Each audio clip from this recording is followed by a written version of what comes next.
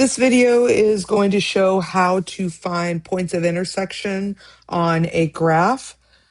So if I hit my y equals button to get to my window where I can type in functions, I already have my two equations typed in.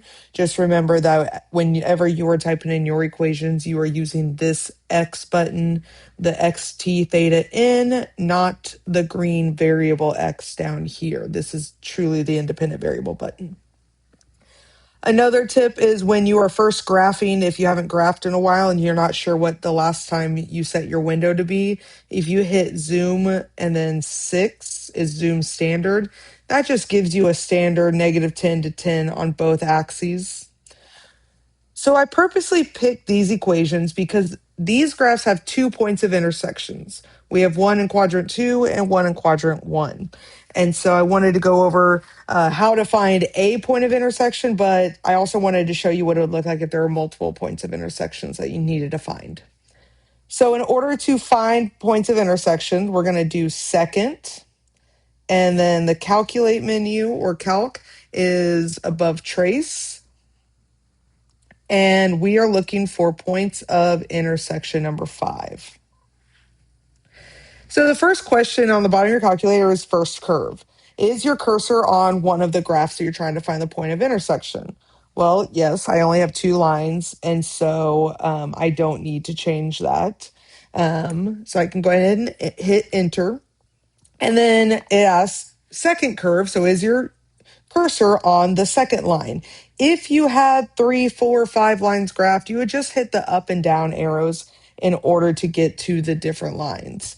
But since I only have the 2, yes, I'm on the second curve.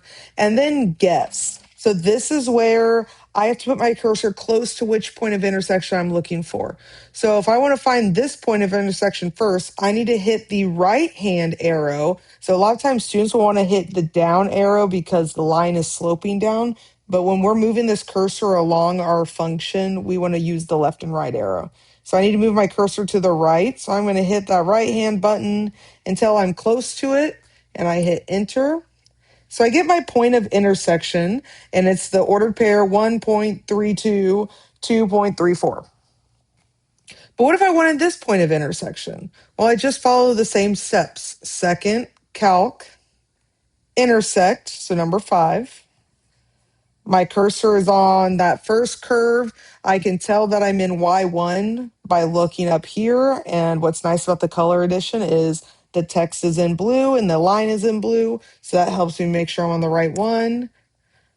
Am I on the second curve? Again, I can see I'm on Y2. I can also see red, red. Okay, so I can hit enter and then guess. Well, this time I'm trying to find the point of intersection in quadrant 2.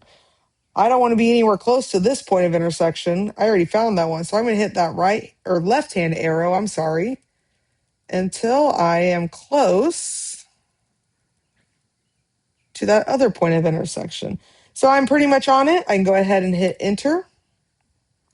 And my point of intersection down here is the order pair -6.82, 6.41.